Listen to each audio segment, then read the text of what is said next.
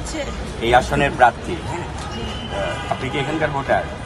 আমি এখানকার ভোটার। আচ্ছা, তাহলে আপনার ফ্যামিলির কেউ ভোটার অবশ্যই। আমার হাজবেন্ড। আচ্ছা, ধানের শীষে ভোট দিতে বলবেন। ইনশাআল্লাহ ইনশাআল্লাহ। আর আমরা ধানের শীষ ছাড়া চিনি না। এখানে তারেক রহমান, এটাই আমাদের অন্য, এটাই আমাদের খেতে হবে। নিশ্চয়ই আমরা এটাই। এবং আপনাকে ভোট দিতে হবে, পাশাপাশি আপনার আশেপাশে যারা আছে তাদের সবাইকে বলতে হবে। ইনশাআল্লাহ। যত বেশি পারা যায় আমাদের ভোট কেন্দ্রে যেতে হবে এবং ভোটটা দিতে হবে। অবশ্যই।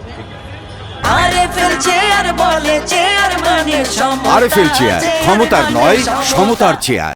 ওনাকে ভোট দিয়ে আমরা যত বেশি ভোটে নির্বাচিত করব, বা ওনাকে ভোট দিয়ে নির্বাচিত করতে পারলে উনি প্রধানমন্ত্রী হলে আমাদের এলাকার উন্নয়নে উনি ভূমিকা রাখবেন। ঠিক আছে? আপনারা আপনাদের ফ্যামিলির সবাইকে বলবেন।